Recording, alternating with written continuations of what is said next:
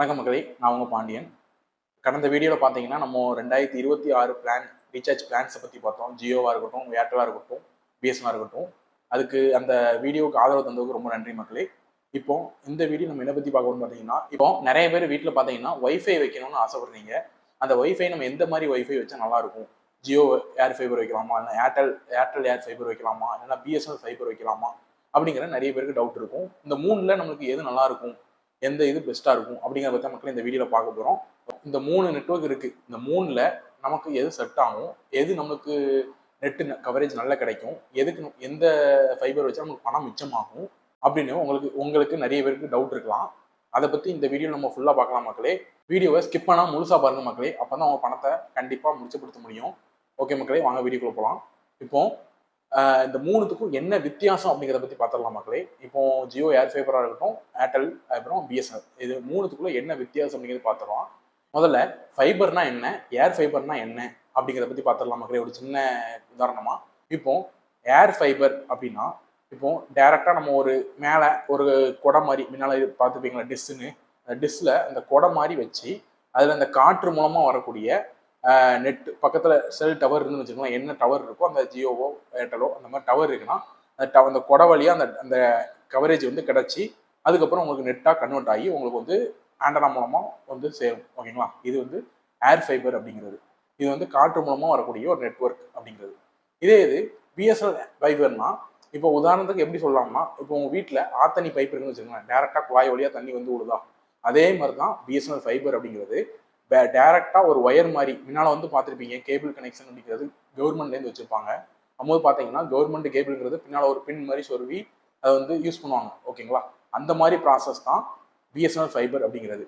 இப்போ பிஎஸ்என்எல் ஃபைபர்னா, இப்போ நீங்கள் டேரெக்டாக ஒயர் மூலமாக இப்போ பூமிக்கு அடியில் இருந்தோ, இல்லைன்னா நமக்கு வந்து ஒரு கொடி நம்ம கம்பம் மாதிரி, மின் கம்பம் மாதிரி கட்டி அதில் இருந்து தான் ஒயர் வரும். ஓகேங்களா? இதுதான் பிஎஸ்என்எல் ஃபைபர் அப்படிங்கிறது. ஏர் ஃபைபரில் பார்த்தீங்கன்னா, இப்போ இந்த ரெண்டுத்துக்குமே ஒயரே வராது. ஏர்டெல் ஏர் இருக்கட்டும், ஜியோவாக இருக்கட்டும், இந்த ரெண்டுத்துக்கும் ஒயரே வராது. ஒயர் இல்லாமல் நம்ம நெட்வொர்க்கை காற்று மூலமாக எடுத்து கொடுக்கக்கூடியது தான் இந்த ஏர் ஃபைபர் அப்படிங்கிறது. ஓகே, இந்த 3த்துக்குள்ள டெஃபினிஷன் என்னன்னு பார்த்தாச்சு. இப்போ இந்த இது வந்து எது நெட்டு நல்ல ஸ்பீடாக இருக்கும், மழை காலத்தில் நமக்கு தடப்படாமல் எந்த நெட்வொர்க் நல்லா கிடைக்கும் அப்படிங்கிறத பற்றி பார்க்கலாம் மக்களே. இப்போ நெட்வொர்க் நல்ல ஸ்பீடாக கிடைக்கணும்னா, இப்போ ஒரு சாதாரண மனுஷன் இருக்கான்னு வச்சுக்கோங்களேன். நார்மலாக வாட்ஸ்அப் மெசேஜ், அப்புறம் யூடியூப் ஷார்ட்ஸு, இன்ஸ்டாகிராமு, இந்த மாதிரி தான் பார்த்துட்டு இருப்பாங்க. இதுக்கு இந்த 3 நெட்வொர்க்குமே நல்ல நெட்டு ஸ்பீடாக இருக்கும் மக்களே. இதில் மழை காலத்தில் வரக்கூடிய பிரச்சனைன்னு பார்த்தீங்கன்னா தான் இதில் ஒரு மைனஸ் இருக்குது. என்னென்னு பார்த்தீங்கன்னா, இப்போ இந்த ஏர் ஃபைபருங்கிறது வச்சுருக்காங்க பார்த்தீங்களா, இந்த ஏர் ஃபைபர் ஃபுல்லாகவே நமக்கு வந்து காற்று மூலமாகவோ அந்த மாதிரி தான் வரக்கூடியது. அப்படிங்கும்போது காற்று மூலமாக நாங்கள் இந்த கொடை வந்து உங்கள் மேலே வச்சுருக்க இந்த டிஷ்ஷுங்கிறத வந்து திரும்பிட்டுனா கூட உங்களுடைய நெட்வொர்க் வந்து கவரேஜ் கம்மியாயிரும். அதே இது பிஎஸ்என்எல் ஃபைபர் ஒயர் வழியாக நெட்வொர்க்னு சொல்ல பார்த்தீங்களா, அது வந்து எந்த வித தடைகளும் இருக்காது. நீங்கள் மழை அடித்தாலோ புயல் அடித்தாலும் உங்களுக்கு நெட்டு கண்டிப்பாக ஸ்பீடாக வந்துக்கிட்டே தான் இருக்கும். இதுதான் மழை காலத்தில் வரக்கூடிய பிரச்சனைகள். நெட்வொர்க் வந்து எதனால ட்ராப் ஆகும் அப்படிங்கிறது இது ஒன்று தான் மக்களே மிஸ்டேக்கு. இப்போ மழை காலத்தில் எப்படி தடைப்படுது, அதுக்கப்புறம் நெட்வொர்க் ஸ்பீடு எப்படி இருக்குது அப்படிங்கிறத பற்றி பார்த்தாச்சு. 3மே ஒரு நெட்வொர்க் ஸ்பீடு நல்லா தான் இருக்கும். முக்கியமான விஷயத்துக்கு வருவோம். காசு எதில் அதிகமாக இருக்குது, எதில் கம்மியாக இருக்குது, இதில் மறைஞ்சிருக்க உண்மை என்னன்னு தான் பார்த்துருவோமே. பிஎஸ்என்எல் ஃபைபரை பற்றி பார்த்துடலாம்.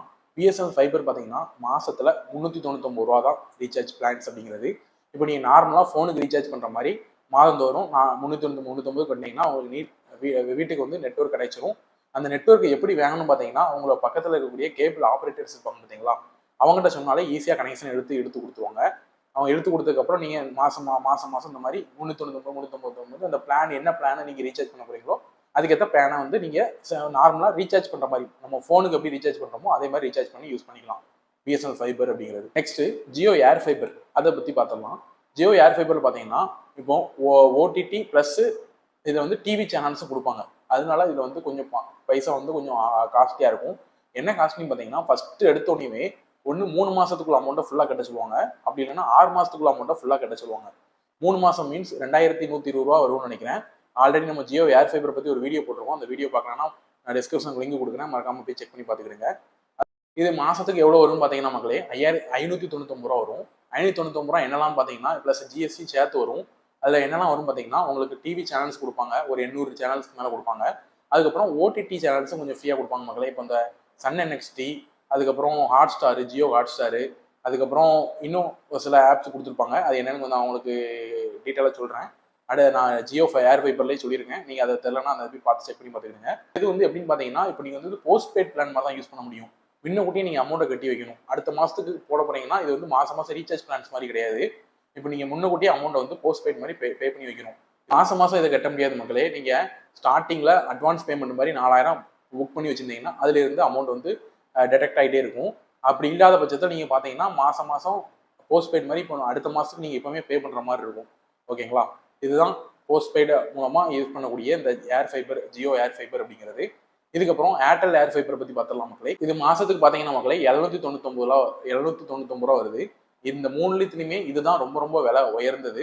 இதில் ஏர்டெல்ல வந்து என்ன பெனிஃபிட் பார்த்தீங்கன்னா, இப்போ நீங்கள் வந்து இந்த ரூட்டர்னு ஒன்று உண்டு. இந்த வைஃபை ரூட்டர் இருக்கிறது. அந்த ரூட்டரையே நீங்கள் வந்து டெபாசிட் அமௌண்ட் கட்டி தான் வாங்கணும். ஜியோவில் பார்த்தீங்கன்னா அந்த ஆப்ஷன்ஸ் கிடையாது. அதே இது ஏர்டெல்ல பார்த்தீங்கன்னா அந்த செக்யூரிட்டி அந்த டெபாசிட் அமௌண்ட் ஒரு குறிப்பிட்ட அமௌண்ட் கட்டினதுக்கு அப்புறம் தான் அந்த ரூட்டரே கொடுப்பாங்க. அந்த ரூட்டர் வந்ததுக்கப்புறம் பார்த்தீங்கன்னா நீங்கள் வந்து ஏதோ ஆண்டனாவோ டிஸ்ஸோ எதுவும் வைக்க தேவையில்லை. டேரெக்டாக ஒரு பிளக்கு சொன்னீங்கன்னா ஆட்டோமேட்டிக்காக நெட்டு கனெக்ட் ஆயிரும். ஆனால் ரொம்ப வேலைப்பாடு கிடையாது. ஆனால் காஸ்ட்லி. ஏர்டெல் தான் இந்த 3 எது காஸ்ட்லின்னு பார்த்தீங்கன்னா ஏர்டெல் தான் ரொம்ப காஸ்ட்லியாக இருக்குது. ஓகே, எல்லாமே பார்த்தாச்சு ப்ரோ. எனக்கு எது இதுன்னு நீங்கள் எல்லாமே சொல்லிட்டீங்க. இப்போ என் வீட்டுக்கு நான் எது வாங்குறது, எது வாங்கினா கரெக்டாக இருக்கும் அப்படின்னு நீங்கள் கேட்குறீங்களா? அதுக்கு ஒரு 3 விதமான ஒரு சொல்யூஷன் சொல்கிறேன். என்னங்கிறத கேட்டுக்கிடுங்க. நீங்கள் எதெல்லாம் யூஸ் பண்ணுவீங்க அப்படிங்கிறத பார்த்துட்டு நீங்கள் இதை வாங்குங்க. ஓகேங்களா? எனக்கு எந்த நேரமும் நெட்டு கட்டாவே கூடாது. மழை பெஞ்சாலோ புயல் அடித்தாலோ நெட்டு கட்டாவே கூடாது. கம்மி பட்ஜெட்டில் நான் ஒர்க் ஃப்ரம் ஹோம் வீட்டிலேருந்து வேலை பார்த்துட்டு இருக்கேன் அப்படின்னு நினைக்கிறவங்க பிஎஸ்என்எல் ஃபைபரை ப்ரிஃபர் பண்ணுங்க மக்களே. ஏன்னா பிஎஸ்என்எல் ஃபைபர் தான் நீங்கள் என்ன மழை பெஞ்சாலும் என்ன எது பெஞ்சாலும் உங்களுக்கு வந்து நெட்டு கண்டினியூஸாக கிடச்சிக்கிட்டே இருக்கும். அதே மட்டும் நீங்கள் ஒர்க் ஃப்ரம் ஹோமில் இருந்து வேலை பார்த்தீங்கன்னா நீங்கள் மழை பெஞ்சாலோ இந்த மாதிரி இடி மின்னல்லாம் பெய்யும்போது பார்த்தீங்கன்னா ஜியோ ஏர்டெல்லாம் உங்களுக்கு வந்து ஏர் ஃபைபர்னால அது வந்து நெட்டு டிஸ்கனெக்ட் ஆயிரும். நெட்டே கிடைக்காமனாலும் போயிடும். ஸோ அதனால் நீங்கள் ஒர்க் ஃப்ரம் ஹோமில் இருந்து வேலை பார்க்குறவங்க நினைக்கிறவங்களுக்கு பிஎஸ்என்எல் ஃபைபர் தான் ப்ரிஃபரன்ஸ். ஓகேங்களா? அடுத்து ரெண்டாவது, உங்கள் ஏரியா ரொம்ப உள்ளதள்ளி இருக்குன்னு வச்சுக்கோங்களேன். அங்கே ஒயரே வர முடியாது, ஒயரே வராது அப்படின்னா இப்போ நீங்கள் நார்மலாக வீட்டில் என்ன பார்ப்பீங்க, டிவி பார்ப்பீங்க, அப்புறம் யூடியூப் பார்ப்பீங்க, அப்புறம் ஜியோ ஹாட்ஸ்டார் இந்த மாதிரி விஷயங்கள் பார்த்துட்டு இருப்பீங்க. இதுக்கு நீங்கள் தாராளமாக ஜியோ ஏர் ஃபைபர் 5G நான் ப்ரிஃபர் பண்ணுவோம் மக்களே. ஜியோ ஏர் ஃபைபரே உங்களுக்கு போதும் தாராளமாக. இது வந்து நீங்கள் ஃபஸ்ட்டு போஸ்ட்பெய்ட் நிறைய இடத்துல ஆஃபர்லாம் கொடுத்துட்ருக்காங்க. ஒரு 3 மாதத்துக்கு 1 மாதம் ரீசார்ஜ் கட்டினா போதும் அப்படிங்கிற மாதிரி நிறைய ஆஃபர்ஸ்லாம் போயிட்டு இருக்கு. உங்கள் ஏரியாவில் ஜியோ ஸ்டோரில் போயிட்டு நீங்கள் கேட்டு தெரிஞ்சுக்கிடுங்க. ஆஃபர்ஸ் இருக்கா ஜியோ ஏர் ஃபைபருக்கு அப்படிங்கிறத கேட்டுட்டு நீங்கள் ரீசார்ஜ் பண்ணி யூஸ் பண்ண ஆரம்பிச்சிருங்க. 3வது பாயிண்ட்னா, இப்போ ரொம்ப கிராமத்தில் இருக்கிறவங்க இப்போ இந்த மாதிரி எனக்கு ஒயரே வராது ப்ரோ, எங்கள் ஊருக்கு வந்து நெட்வொர்க் கனெக்ஷனே கிடையாது, எங்கள் ஊரில் எந்த டவருமே நல்லா இருக்காது, ஆனால் 5G ஏர்டெல் வந்து கொஞ்சம் ப்ராப்ளமாக இருக்கும் அப்படின்னு நினைக்கிறவங்க ரூபா போனாலும் பரவாயில்லன்னு சொல்லிட்டு நீங்கள் ஏர்டெல் 5G தான் ஏர்டெல் 5G ஏர் ஃபைபர் தான் மக்களை நீங்கள் யூஸ் பண்ணி ஆகணும். வேறு எந்த வித ஆப்ஷன்ஸும் இல்லை. ஓகேங்களா? ஆனால் நார்மலாக நீங்கள் ஒர்க் ஃப்ரம் ஹோம்னு வேலை பார்க்குறா இருந்தால் நான் 2 விஷயம் தான் மக்களே. ஒன்று ப்ரிஃபர் பண்ணுறது, நீங்கள் என்ன பண்ணாலும் இப்போ வேலை பார்க்கணும் அப்படின்னா பிஎஸ்என்எல் ஃபைபரு, நார்மல் யூசேஜுக்கு ஜியோ ஏர் ஃபைபர். ஓகேங்களா? இதுதான் 2ல் ப்ரிஃபர் பண்ணக்கூடியது. ஓகே மக்களே, இந்த வீடியோ மூலமாக ஒரு தெளிவான முடிவு கிடைச்சுன்னு நம்புகிறேன். இப்போது நீங்கள் எந்த ஒய்ஃபை கரண்டில் யூஸ் பண்ணிட்டீங்க மறக்காமல் கமெண்ட் பண்ணுங்கள். அது மட்டும் இல்லாமல் புதுசாக எந்த ஒய்ஃபை நான் வாங்க போகிறேன் அப்படிங்கிறத கமெண்ட்டில் சொல்லுங்கள் மக்களே. இந்த தகவல் பிடிச்சிருந்தா உங்கள் வாட்ஸ்அப் குரூப்பு, உங்கள் ஃபேமிலி குரூப்புக்கு ஷேர் பண்ணுங்க மக்களே. அவங்களுக்கும் ரொம்ப யூஸ்ஃபுல்லாக இருக்கும் மக்களே. இது மாதிரி பயனுள்ள தகவலுக்கு நம்ம பாண்டியன் எக்ஸ்பீரியன்ஸ் சேனலில் சப்ஸ்கிரைப் பண்ணி வச்சுருங்க மக்களே. அடுத்த வீடியோவில் பார்க்கலாம். பாய்.